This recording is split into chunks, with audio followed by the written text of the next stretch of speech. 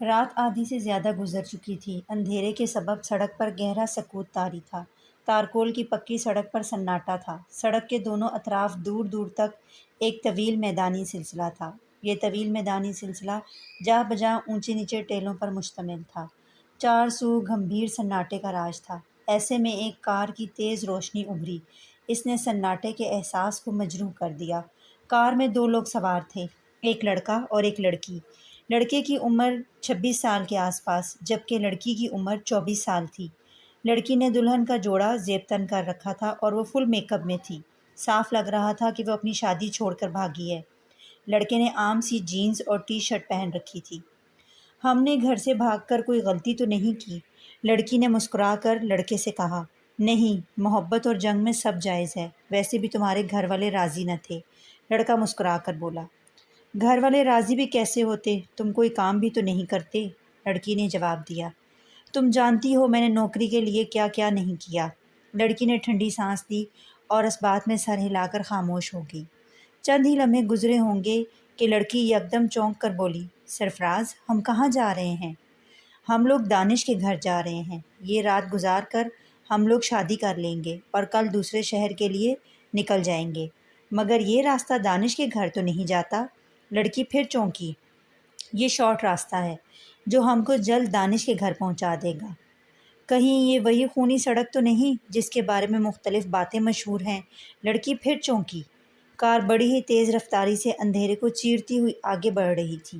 لڑکی کی بات سن کر سرفراز کچھ دیر تک خاموش رہا، پھر سر ہلا کر کہا ہاں، اور اس کی طرف غور سے دیکھتے ہوئے بولا، صدف، تم ایک پڑھی لکھی لڑکی ہو۔ آج کے دور میں یہ سب باتیں محض افسانوی ہیں۔ اس نے سڑک کی جانب دیکھتے ہوئے جواب دیا۔ اس سڑک کے متعلق جو بھی باتیں ہیں وہ جھوٹ تو نہیں ہو سکتی۔ میرا مشورہ ہے کہ صدف کے جملے اس کے منہ میں ہی رہ گئے۔ اس کے حلق سے دلخراش چیخ نکلی۔ ایک زوردار دھماکہ تھا جو اس نے سنا تھا، ساتھ ہی کار کا توازن بگڑ گیا۔ کار کے بونٹ سے کوئی چیز ٹکرائی تھی جسے سرفراز نے صاف دیکھا تھا۔ وہ نہ جانے کیا چیز تھی جس کی چمکتی سرخ آنکھیں تھیں، جس کی ایک ہی جھلک اس کو نظر آئی تھی۔ کار لہراتی ہوئی دائیں طرف والے میدانی حصے میں اتر گئی۔ گاڑی تھوڑی ہی دور چلی ہوگی کہ کسی چیز سے ٹکرا کر رک گئی اور سرفراز کا سر کار کے اسٹیئرنگ سے ٹکرایا۔ سر پر لگنے والی چوٹ کاری ثابت ہوئی جس سے وہ فوراً ہی بے سدھ ہو گیا۔ صدف نے چیختے ہوئے سرفراز کو ہلایا لیکن اس نے کوئی حرکت نہیں کی۔ وہ بے ہوش ہو چکا تھا۔ باہر بالکل سناٹا تھا۔ کار میں سرفراز بے ہوش پڑا تھا اور صدف اکیلی تھی۔ دل میں عجیب عجیب خیالات آنے لگے۔ اس سڑک سے جڑے تمام پراسرار واقعات اس کے دل و دماغ میں گھومنے لگے۔ اگر اس کو پتہ ہوتا کہ سرفراز اس سڑک سے کار گزارے گا تو وہ کبھی بھی اس سڑک سے اس کو جانے نہ دیتی۔ لیکن اب کیا ہو سکتا تھا؟ کچھ تو کرنا تھا۔ چنانچہ صدف ڈرتے ڈرتے کار سے اتری۔ اس نے دیکھا کہ کار کے بونٹ پر بہت سارا خون پڑا ہے۔ ہو سکتا ہے یہ اسی چیز کا خون ہو جو چیز کار کے بونٹ سے ٹکرائی تھی۔ وہ اور آگے بڑھی۔ یہ دیکھ کر وہ چونک گئی کہ کار ایک بہت طویل قد آمد مجسمے سے ٹکرا کر رکی ہے۔ اس نے غور سے اس مجسمے کو دیکھا۔ دوسرے پل وہ چونک گئی۔ یہ پتھر کا عجیب سا مجسمہ تھا۔ صدف کو کچھ سمجھ ہی نہ آیا کہ یہ کس طرح کا مجسمہ ہے۔ اندھیرے کے سبب اس کے خد و خال ٹھیک طرح سے واضح نہیں ہوئے تھے۔ بس اتنا ہوا، اس کو خوف کی ایک لہر اپنے اندر دوڑتی ہوئی محسوس ہو رہی تھی۔ وہ حیرت اور خوف سے اس مجسمے کو دیکھ رہی تھی کہ اچانک اس کے کندھے پر کسی نے ہاتھ رکھا۔ ہاتھ کے رکھتے ہی صدف بری طرح سے اچھل پڑی اور اس کے حلق سے چیخ نکل گئی۔ اس نے مڑ کر دیکھا تو پھر چیخوں کا نہ رکنے والا سلسلہ شروع ہو گیا۔ اس نے جس کو دیکھا وہ بہت ہی خوفناک تھا۔ اس کی لال سرخ آنکھیں تھیں جن میں وحشت دیکھ کر وہ کانپ کر رہ گئی۔ دوسرے پل صدف لہرا کر اس نوردار کی باہوں میں جھول گئی۔ دوسرے دن سرفراز کی لاش پولیس نے اسی سڑک پر دریافت کی تھی اور لاش کی یہ حالت تھی کہ اس کے جسم اور چہرے پر جا بجا زخموں کے نشانات تھے اور جسم میں خون بے حد کم تھا۔ یوں لگتا تھا کہ کسی درندے نے بڑی ہی بے دردی سے سرفراز کا سارا خون پی لیا تھا۔ پولیس رپورٹ کے مطابق سرفراز گزشتہ رات شہر کے ایک باعزت بزنس مین نثار احمد صاحب کی لڑکی کو اس کی شادی سے لے کر بھاگا تھا۔ اب پولیس کو اس کی لاش ملی تھی۔ لڑکی کا کوئی پتہ نہ تھا۔ کاشف خان شہر کے ایک معروف بزنس مین تھے۔ انہیں اپنے بزنس کے سلسلے میں بیرون ملک سفر کرنا پڑتا تھا۔ چند سال پہلے تک کاشف اتنا کامیاب کاروباری نہ تھا، بس چھوٹا موٹا سا کاروبار تھا جس کو چلانے کے لیے بے حد پاپڑ بیلنے پڑتے تھے، لیکن اس کی محنت اور لگن نے اس کے کاروبار کو 10 سال میں بلندی اور عروج عطا کیا تھا۔ عروج حاصل ہونے کے بعد اس کے انداز میں تکبر پیدا نہیں ہوا، وہ ہر ایک سے محبت اور عاجزی سے ملتا تھا۔ اس کی محنت کی وجہ سے ملک کی سب سے بڑی کپڑے کی انڈسٹری اس کے ساتھ کاروباری سودے پر راضی ہوئی تھی۔ وقت رات کے 8 بجے طے پایا تھا۔ کاشف رات 7 بجے گھر سے نکل گیا تھا۔ بیگم ایک خالص گھریلو عورت تھی، وہ ہمیشہ ہی ان بے وقت کی کاروباری میٹنگ سے چڑ ہی کھاتی تھی۔ چنانچہ جب وہ گھر سے نکلا تو اس نے ناک منہ چڑھائی تھی، لیکن ہنس کر ٹالتے ہوئے گھر سے نکل آیا تھا۔ جلد پہنچنے کے لیے اس نے ایک مختصر راستے کو چنا تھا۔ کاشف جانتا تھا اگر وہ مختصر راستے سے نہیں جائے گا تو اس شدید قسم کے ٹریفک جام میں پھنس جائے گا جو کہ اسے گوارا نہ تھا۔ یہ وہی راستہ تھا جس کو اختیار کرنے پر پابندی تھی۔ اس کی وجہ اس سڑک پر ہونے والی پراسرار موت تھی۔ پہلے اس سڑک پر خاصی آمد و رفت ہوا کرتی تھی۔ اس کے بعد آہستہ آہستہ لوگوں میں ڈر اور خوف پھیلنے لگا۔ بہت جلد یہ خونی سڑک کے نام سے مشہور ہو گئی۔ اس کی وجہ لوگوں کی لاشیں تھیں جو اس سڑک سے ملا کرتی تھیں۔ وہ لاشیں بربریت اور وحشت کا اعلیٰ نمونہ ہوا کرتی تھیں۔ لاش کے چہرے اور جسم پر زخموں کے جا بجا نشانات ہوتے اور جسم میں خون بے حد کم پایا جاتا تھا، جس سے ایسا لگتا تھا کہ یہ کسی درندے کا کارنامہ ہے۔ جب اس طرح کے واقعات بہت زیادہ بڑھ گئے تو حکومت کی طرف سے انکوائری ٹیم تشکیل دی گئی، لیکن ٹیم کے ممبران بھی ان حادثات کا شکار ہو گئے۔ جو زندہ بچنے میں کامیاب ہو سکے وہ ہمیشہ کے لیے پاگل ہو گئے۔ ان کے چہروں پر ایسا خوف پایا جاتا جو کہ ناقابل یقین ہوتا۔ لوگوں نے ان واقعات کے بارے میں بہت قیاس لگائے تھے۔ کوئی یہ کہتا تھا کہ یہ بدروحوں کا گروہ ہے جو لوگوں کو ورغلا کر عوام کا خون پی جاتا ہے، کوئی کہتا آدم خور شیر کی داستان، مگر ایک روایت نے زیادہ شہرت حاصل کی۔ کہا جاتا ہے کسی زمانے یہاں پر کسی ملک کے باغیوں کا گروہ آ کر رہنے لگا۔ یہ گروہ زندگی گزارنے کے لیے ڈاکے مارا کرتا تھا۔ جب یہ واقعات بڑھ گئے تو حکومت نے پولیس پارٹی ان مجرموں کو سرکوبی کے لیے روانہ کی۔ ڈاکو تو محفوظ رہے مگر پولیس والے کبھی واپس نہ آئے۔ اس کے بعد حکومت کوئی اور ٹھوس قدم اٹھا پاتی، ملک میں طاعون کی بیماری پھیل گئی جس سے پورا ملک شدید متاثر ہوا۔ طاعون اس علاقے میں پھیلا۔ چونکہ یہ لوگ مطلوب تھے اس لیے ان کی کوئی مدد نہ کی گئی، جس کی وجہ سے یہ سارا قبیلہ وبا کا شکار ہو کر مر گیا۔ اس کے بعد لوگ یہ سمجھنے لگے کہ ان مجرموں کی بدروحیں اس علاقے میں لوگوں کو مارتی پھرتی ہیں۔ چنانچہ حکومتی اقدامات کا کوئی ٹھوس فائدہ نہ ہونے کی وجہ سے اس سڑک پر آنے جانے پر پابندی لگا دی گئی اور اس سڑک کو حادثاتی مقام قرار دے کر بند کر دیا گیا۔ لیکن پھر بھی بہت سے من چلے جاتے اور پھر کبھی واپس نہ آتے اور ان کی لاشیں اس حالت میں ملتیں جو کہ وحشت اور بربریت کا نمونہ ہوتی۔ کاشف بڑے ہی پرسکون انداز میں کار چلاتا ہوا آگے بڑھتا جا رہا تھا، دل ہی دل میں ان لوگوں کی توہم پرستی پر کہکے لگا رہا تھا جو کہ اس سڑک کو آسیبی کہتے تھے۔ ابھی تک اس کے ساتھ ایسی کوئی واردات نہیں ہوئی تھی جو غیر معمولی ہوتی۔ سڑک کے دونوں اطراف طویل میدانی سلسلہ تھا جس میں خوردرو پودے، جھاڑیاں اور اونچے نیچے ٹیلے وافر تعداد میں تھے۔ کاشف کو کار چلاتے ہوئے 10 منٹ سے زیادہ عرصہ گزر چکا تھا مگر سڑک ختم ہونے کا نام ہی نہیں لے رہی تھی۔ سڑک تو شیطان کی آنت کی طرح لمبی ہوتی جا رہی تھی۔ وہ سوچ میں پڑ گیا۔ اس کے انداز کے مطابق فاصلہ اتنا زیادہ نہیں تھا، زیادہ سے زیادہ 15 منٹ کے بعد اسے مینز روڈ پر روانہ ہونا چاہیے تھا جہاں سے ہوٹل سی ایگل کا راستہ شروع ہوتا تھا۔ اچانک اس کی نظر فیول میٹر پر پڑی۔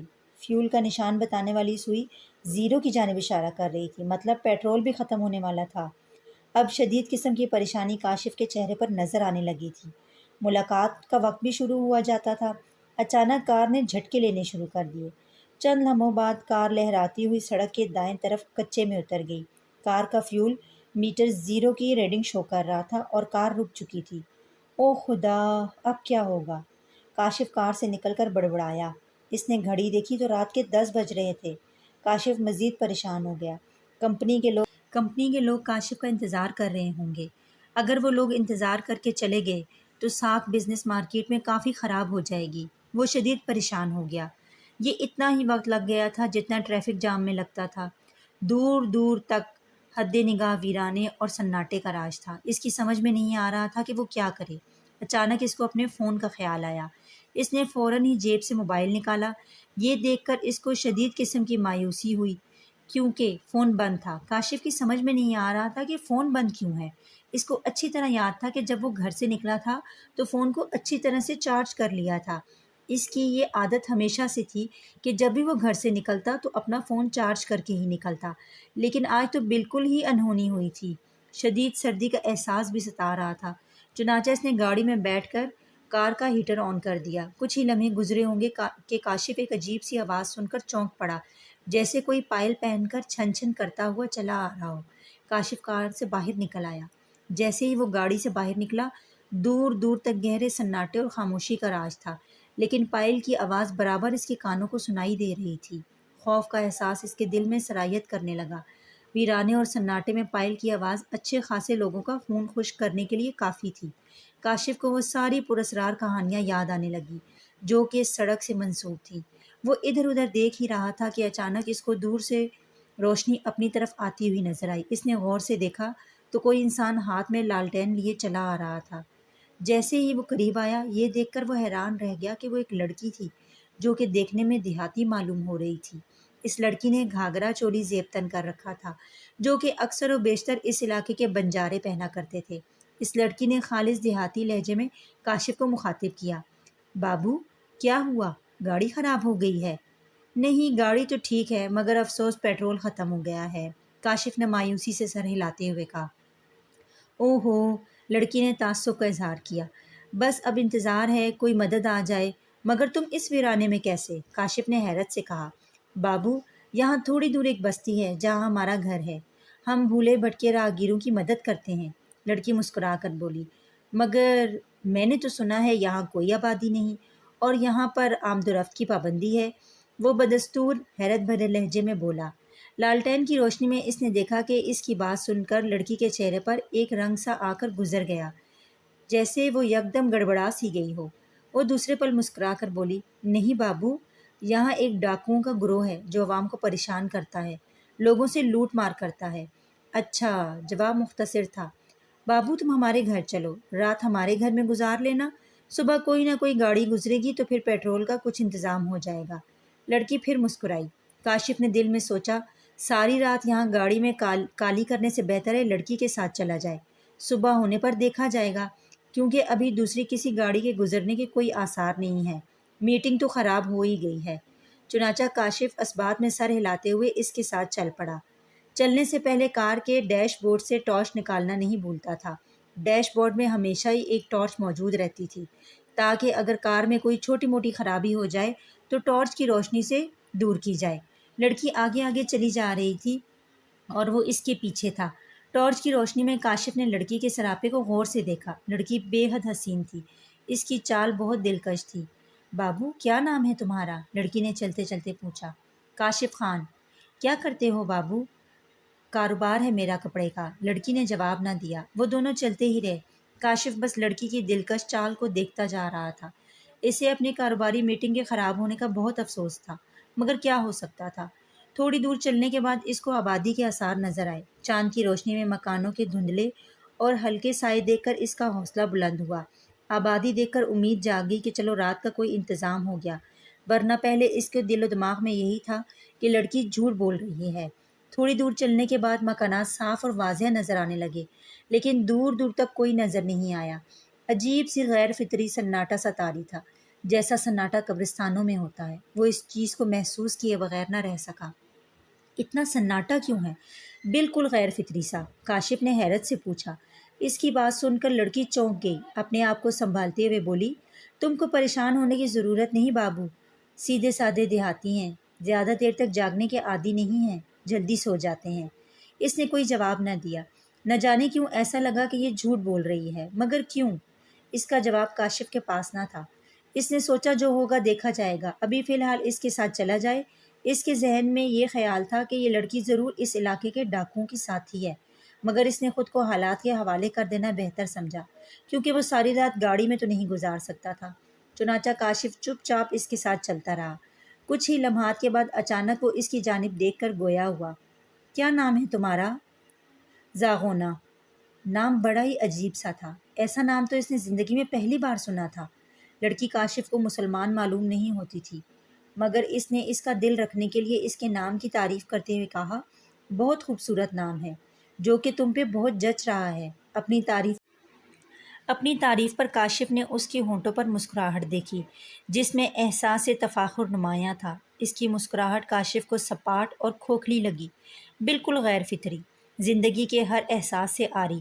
کاشف کوشش کے باوجود بھی اس میں زندگی تلاش نہ کر سکا۔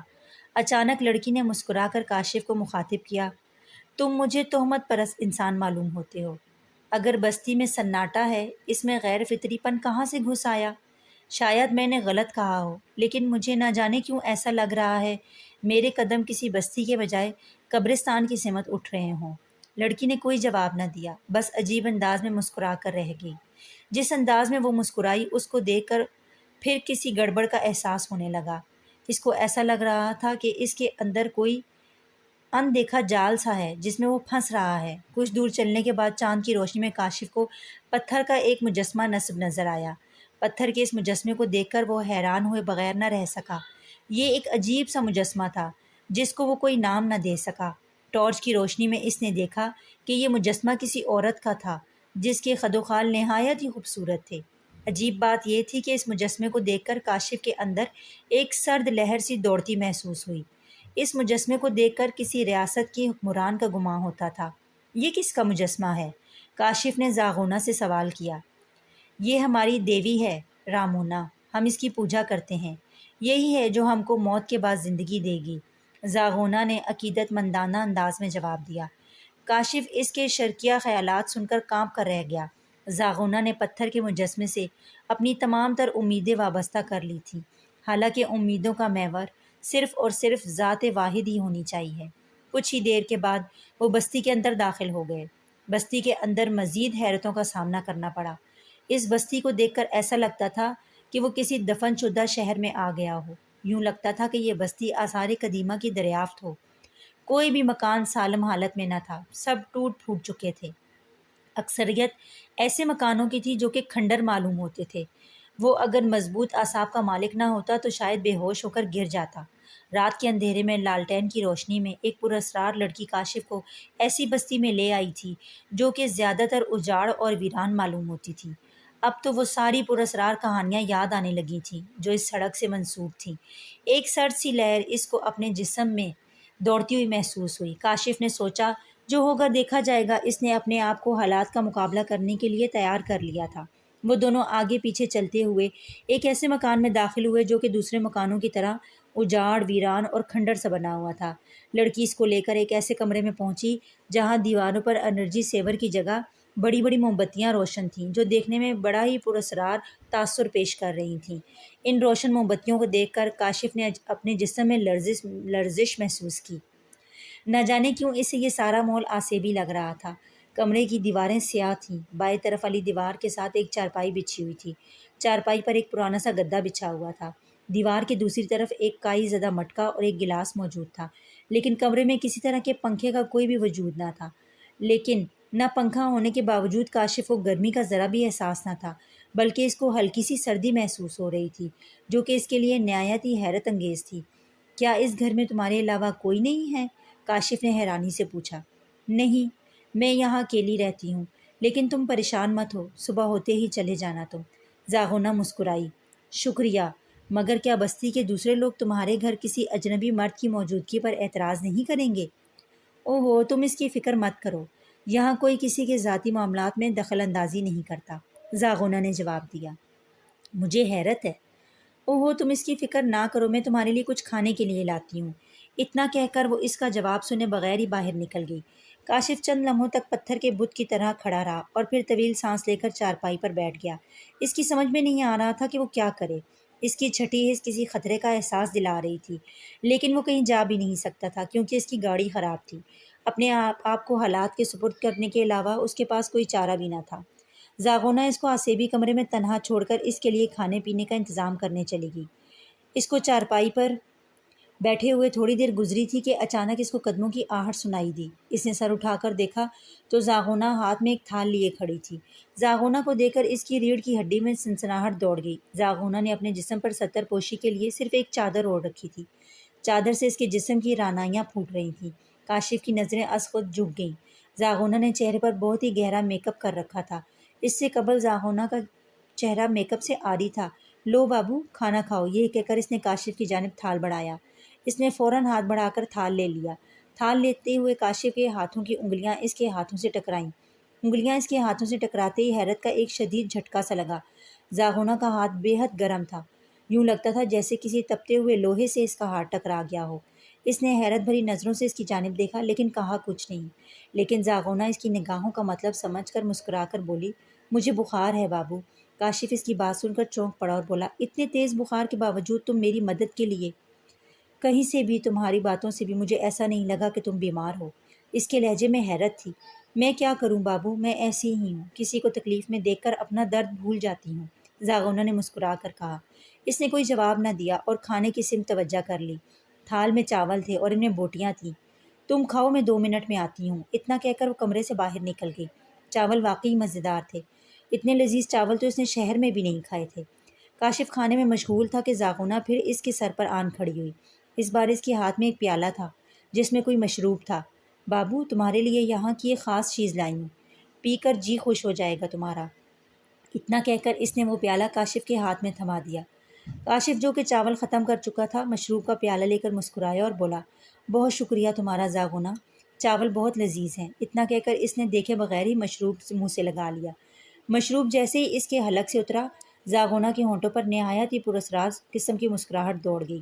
مشروب کا ذائقہ نہایت تلخ تھا لیکن تھا مزیدار۔ مشروب پیتے ہی اس کی آنکھیں خمار آلودہ ہو گئیں۔ اب پہلی بار اس نے زاغونہ کو بدلی ہوئی نظروں سے دیکھا، جبکہ زاغونہ فاتحانہ مسکراہٹ تھی۔ اس نے زاغونہ کا ہاتھ پکڑ لیا۔ اس کے لبوں پر مسکراہٹ دوڑ گئی۔ زاغونہ نے کوئی تعارض نہ کیا۔ یوں لگتا تھا کہ جیسے وہ ان معاملات کے لیے تیار ہو۔ اس نے اپنے جسم سے لپیٹی ہوئی چادر اتار پھینکی۔ کچھ دیر بعد ہی کمرے کے آسیب زدہ ماحول میں خمار آلود سسکاریاں گونجنے لگیں۔ زندگی میں پہلی بار کاشف نے اپنی بیوی کے علاوہ کسی غیر عورت کی قربت حاصل کی، وگرنہ اس نے اپنی بیوی کے سوا کسی نامحرم کو آج تک ہاتھ نہیں لگایا تھا۔ لیکن زاغونہ کے پلائے ہوئے مشروب میں نہ جانے کیا بات تھی جس نے اس کی ساری پارسائی کو ہمیشہ کے لیے داغدار کر دیا۔ کافی دیر تک اس کے اور زاغونہ کے درمیان قرب کا ماحول رہا۔ اس کے بعد وہ تھک کے سو گیا۔ اچانک ایک تیز قسم کی چبھن سے اس کی آنکھ کھل گئی۔ درد کا شدید احساس کاشف کو اپنے جسم میں محسوس ہو رہا تھا۔ چبھن کا احساس اس کو اپنی گردن کے پاس ہو رہا تھا۔ ساتھ کوئی ٹھنڈی سی شے اپنی گردن کے پاس بہتی ہوئی محسوس ہو رہی تھی۔ اس نے پوری آنکھیں کھول کر دیکھا تو خوف سے اس کی چیخ نکل گئی۔ زاغونہ برہنہ حالت میں اب اس کے اوپر جھکی ہوئی نظر آئی۔ اس کے ہاتھ میں ایک تیز دھار خنجر تھا جو کہ خون سے بھرا ہوا تھا اور اس کے ہونٹوں پر خون لگا ہوا تھا۔ اس کو یہ سمجھنے میں بالکل بھی دیر نہ لگی کہ زاغونہ خون آشام ہے اور خنجر کی مدد سے لوگوں کی گردنوں پر چیرا لگا کر خون پیتی ہے۔ چبھن کا احساس اسی خنجر کا تھا۔ اس نے دونوں ہاتھوں کی مدد سے زاغونہ کو دھکا دیا اور چارپائی سے اٹھ کھڑا ہوا۔ اس کی گردن سے خون نکل رہا تھا جس سے اس کی پوری بنیان بھیگ چکی تھی۔ دھکا لگتے ہی زاغونہ دوسری طرف جا گری۔ کاشف نے فوراً اپنی بنیان اتاری اور گردن کے ارد گرد باندھ دی تاکہ خون کا اخراج رک جائے۔ زاغونہ چلاتی ہوئی اٹھی لیکن فوراً ہی کمرے سے آواز خمار آلودہ تھی، بابو، بابو، میں بہت پیاسی ہوں، تیرا خون بہت لذیذ ہے، اب تو سڑک پر کوئی بھی نہیں آتا، تم آئے ہو تو ہماری پیاس بجھے گی۔ اس کا دل ایک عجیب انداز میں دھڑک رہا تھا۔ چڑیلوں کی کہانیوں میں پڑھا اور فلموں میں دیکھا تھا لیکن اس کا اتفاق آج پہلی بار ہی ہوا تھا۔ اس کو اب پتہ لگ گیا تھا اس سڑک پر لوگوں کی لاشیں جو ملتی ہیں وہ ان بدروحوں کی مرہون منت ہیں۔ وہ جس کمرے میں گھسا تھا اس کمرے میں بھی ویسی ہی موم بتیاں روشن تھیں جو کہ زاغونہ والے کمرے میں روشن تھیں، جس سے کمرے کا ماحول آسیبی اور پراسرار ہو رہا تھا۔ کاشف نے کمرے کا جائزہ لیا تو کمرے کے اندر کی چیزیں دیکھ کر وہ مزید دہشت زدہ ہو گیا۔ کمرے کے اندر لاتعداد انسانی کھوپڑیاں اور ڈھانچے موجود تھے جن کا ڈھیر ایک دوسرے کے اوپر تھا۔ نہ جانے کن بدنصیب انسانوں کو مار کر ڈھانچوں میں تبدیل کر دیا گیا تھا۔ وہ فوراً ان ڈھانچوں کے پیچھے جا چھپا، اب کسی بھی طرح اپنی جان بچا کر یہاں سے نکلنا چاہتا تھا۔ زاغونہ اس کے تعاقب میں آگے ہی نکل گئی تھی۔ اس کو ڈھیر کے پیچھے چھپے تھوڑی ہی دیر ہوئی تھی کہ عجیب سی آواز سن کر وہ چونک گیا۔ وہ آواز اس ڈھیر سے آتی ہوئی محسوس ہو رہی تھی۔ وہ آواز نہایت عجیب سی تھی۔ درد اور کرب میں ڈوبی ہوئی، جیسے کوئی سخت تکلیف میں ہو، بیمار ہو۔ اس نے چونک کر ادھر ادھر دیکھا تو اس کے ڈھیر میں حرکت محسوس ہوئی۔ ڈھیر اپنی جگہ چھوڑتا جا رہا تھا۔ اچانک اس نے اس ڈھیر کے وسط سے ایک ہاتھ برآمد ہوتے ہوئے دیکھا۔ برآمد ہوتے ہوئے ہاتھ کو دیکھ کر اس کی چیخ نکل گئی اور اس کو جھرجھری سی آنے لگی۔ وہ ایک انسانی وجود تھا جو آہستہ آہستہ باہر آ رہا تھا۔ اس انسانی وجود کو دیکھ کر کاشف اپنی چیخوں پر قابو نہ پا سکا۔ وہ انسانی وجود تھا ہی اتنا خوفناک، اس کا پورا جسم جگہ جگہ سے زخمی تھا، جس سے خون اور چربی جھانک رہی تھی۔ اس کے چہرے اور آنکھوں کے زخموں پر چھوٹے چھوٹے سفید چاول کے دانے کے برابر کیڑے رینگ رہے تھے، جو کہ اس کی زخموں پر لگا خون چاٹ رہے تھے۔ اس کی آنکھوں کی جگہ بڑے بڑے ڈیلے تھے اور سفید دانتوں کی جگہ طویل قطار جھانکتی نظر آ رہی تھی۔ وہ خوفناک انسان کاشف کی جانب بڑھا۔ وہ ڈھانچوں پر پیر رکھتا ہوا آگے بڑھ رہا تھا۔ جس بھی ڈھانچے پر پیر رکھتا ایک چیخ کی آواز بلند ہوتی۔ چیخ ان ڈھانچوں سے بلند ہو رہی تھی۔ وہ آگے بڑھتا رہا۔ اس نے سوچا کہ اگر میں جان بچا کر نہیں بھاگا تو یہ مجھے جان سے مار دے گا۔ وہ خوفناک انسان جیسے ہی اس کے قریب پہنچا، اس نے کاشف کی گردن پر ہاتھ ڈال دیا۔ اسی پل اس کی حاضر دماغی کام آئی اور وہ جھکائی دے کر بچ گیا اور گھوم کر ایک بھرپور لات اس کی پیٹھ پر ماری اور بھاگ کھڑا ہوا۔ اس نے یہ دیکھنے کی بھی توفیق نہ کی کہ اس کی لات کا انجام کیا ہوا۔ جیسے ہی کاشف کمرے سے باہر نکلا، سامنے زاغونہ کھڑی نظر آئی۔ اسے دیکھ کر وہ مکروہ انداز میں ہنسی اور چیختی ہوئی اس کی طرف بھاگی تو وہ بکھلا کر پلٹا تو یہ دیکھ کر چونک گیا کہ اس کے پیچھے وہی خوفناک انسان کھڑا تھا۔ صورتحال اب یہ تھی کہ کاشف کے سامنے زاغونہ اور پیچھے وہی خوفناک انسان کھڑا تھا۔ موت اس طرف سے صرف چند قدموں کے فاصلے پر تھی۔ اگر وہ بھاگنا چاہتا تو بھی بھاگ نہیں سکتا تھا۔ آگے کنواں تھا اور پیچھے کھائی۔ ظلموس، دفع ہو جاؤ یہاں سے، یہ میرا شکار ہے، زاغونہ اس خوفناک انسان کی جانب دیکھ کر بولی۔ اس کی آواز سے غصہ ظاہر ہو رہا تھا۔ جواباً اس خوفناک انسان کے لب ہلے۔ اس کا منہ کھلتے ہی کاشف نے دیکھا کہ بہت سے کیڑے اس کے منہ سے نکل کر فرش پر رینگنے لگے ہیں۔ یہ تیرا نہیں زاغونہ، رامونا دیوی کا شکار ہے۔ تو ایک حقیر سی داسی جس کو کھرچن مل جائے غنیمت ہے، وہ پورا ہڑپنا چاہتی ہے۔ ظلموس کے حلق سے کھوکھلی اور چیختی ہوئی آواز نکلی۔ رامونا کا نام سن کر کاشف چونک پڑا، کیونکہ یہ اسی پتھر کے مجسمے کا نام تھا۔ اس نے دیکھا کہ رامونا کے نام پر زاغونہ کے چہرے پر مردنی دوڑ گئی۔ چند لمحے تک وہ سوچتی رہی اور پھر بولی، کچھ بھی ہو، اس کے خون سے صرف میری ہی پیاس بجھے گی۔ زاغونہ کا لہجہ حتمی تھا۔ لگتا ہے تم کو سبق سکھانا ہی ہوگا۔ اتنا کہہ کر ظلموس نے زاغونہ کی جانب بھاگنا شروع کر دیا۔ اس کو بھاگتے دیکھ کر کاشف بالکل ہی ایک طرف ہو گیا۔ زاغونہ نے ظلموس کی طرف بھاگنا شروع کر دیا۔ دونوں ہی اچھل کر ایک دوسرے سے گتھم گتھا ہو گئے۔ کاشف موقع جان کر وہاں سے بھاگ نکلا۔ جیسے ہی وہ اس کھنڈر نما مکان سے باہر نکلا، اس کے سامنے ایک دوسرا مکان تھا جو کہ بالکل اسی طرز کا تھا۔ ابھی کاشف کھڑا ہی تھا کہ ایک تیز چیخ سن کر وہ اچھل پڑا۔ درد اور کرب میں ڈوبی ہوئی چیخ کسی عورت کی تھی۔ چیخ سن کر اس کو ایسا لگا جیسے کہ چیخ والی کو بڑی بے دردی سے ذبح کیا جا رہا ہو۔ اس کا دل یک بار اچھل کر حلق میں آ گیا۔ وہ اپنی تکلیف بھول گیا۔ ابھی کچھ دیر پہلے وہ غیر انسانی مخلوق کے نرغے میں پھنس گیا تھا جو کہ اس کے حصول کے لیے آپس میں لڑ رہے تھے۔ نہ جانے ان کی لڑائی کا کیا انجام ہوا ہوگا۔ کاشف ابھی سوچ ہی رہا تھا کہ وہ کیا کرے۔ چیخ پھر بلند ہوئی۔ اس بار وہ چیخ پہلے سے زیادہ دردناک تھی۔ وہ یہ سوچے بغیر نہ رہ سکا کہ یہاں کہیں پر کوئی مجبور عورت پر ظلم ڈھا رہا ہے۔ اس کا دل اس مظلوم عورت کی مدد پر آمادہ ہونے لگا۔ چنانچہ وہ اٹھ کر کھڑا ہوا تاکہ وہ اس مظلوم کی مدد کر سکے جو شاید اسی کی طرح ورغلا کر یہاں لائی گئی ہے۔ وہ اذیت ناک چیخ پھر سنائی دی، جس کو سن کر اس کے جسم میں خوف کی ایک اور تیز لہر دوڑ گئی۔ خوف زدہ دل اور دماغ میں انسانی ہمدردی غالب آ گئی۔ اس کے خیال کے مطابق وہ چیخ اسی کھنڈر نما مکان سے بلند ہو رہی تھی۔ کاشف فوراً ہی مکان میں داخل ہو گیا، یہ سوچے بغیر کہ وہ تو خود مصیبت زدہ ہے، پھر اس کی مدد کیسے کرے گا۔ بہرحال یہ اس کے لیے مشکل تھا۔ اندر داخل ہوتے ہی وہ چونک گیا۔ پورا مکان خالی تھا، جیسے اس میں کوئی نہ رہتا ہو۔ کیا اس مکان کے مکین کانوں میں تیل ڈال کر سو رہے تھے، یا بہت زیادہ خود غرض تھے کہ کسی مظلوم کی چیخیں بھی ان کو متاثر نہیں کر رہی تھی۔ اچانک اس کے کانوں نے پھر وہی چیخ سنی، جس کو سن کر کاشف چونک گیا۔ اس کو ایسا لگا کہ چیخ کی آواز زمین کے اندر سے آ رہی ہو۔